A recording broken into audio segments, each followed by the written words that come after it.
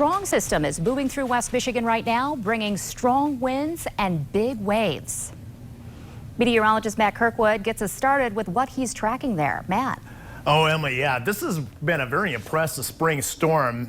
Record-setting snow to the north in the UP, over in Wisconsin. Over 600 reports of severe weather in the deep south. We get the wind from it, and we had some rain as well this morning, along with some cool temperatures. But overall, I think we're relatively unscathed from the storm system. All right, here's the focus. It is the wind. Notice the anemometer in the Jenison area about to spin off a spindle. It's spinning so fast. Wind speed west-northwest, 23 Grand Rapids, sustained Muskegon at 28 miles an hour, 20 in South Haven. This is something we'll have to deal with all day long. Plus wind gusts up around the 40-mile-an-hour range.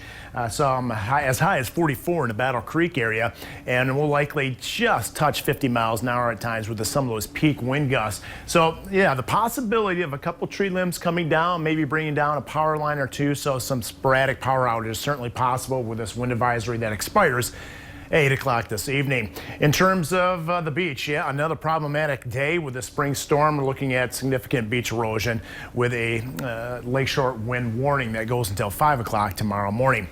All right, in terms of precipitation, all the heavier moisture has moved out. What's left behind is some wraparound, a few flurries and sprinkles, especially from I-96 and to the north. Much of the day will be dry, albeit much cooler. Temperature right now, 36 degrees. Earlier this morning, it was in the 50s. So today is going to be one of those unusual days that the high actually occurred just after midnight in the 50s. Day planner at best will be hovering right around 40 degrees. Doesn't matter. It's not going to feel that warm. Current wind chill, it's only 27 in Grand Rapids. If and when will we warm up? I'll let you know the full 8-day forecast in about 10 minutes. Okay, Matt, thank you. To the lakeshore now, the strong waves could cause some major erosion issues. News 8's lakeshore reporter Whitney Burney is live in Grand Haven for us. Whitney? Good afternoon, Emily. We are here at the marina here in Grand Haven. The wind hasn't been terrible, but you can definitely feel it, and you can also see it. Just take a look at how this water is pushing up against these docks here, and you can see just how wet the sidewalks are because of how much water has been overflowing. Now, the city has been watching this system that Matt just explained for a few hours now, and they say that they're expecting peak waves around 12 or 1 o'clock this afternoon.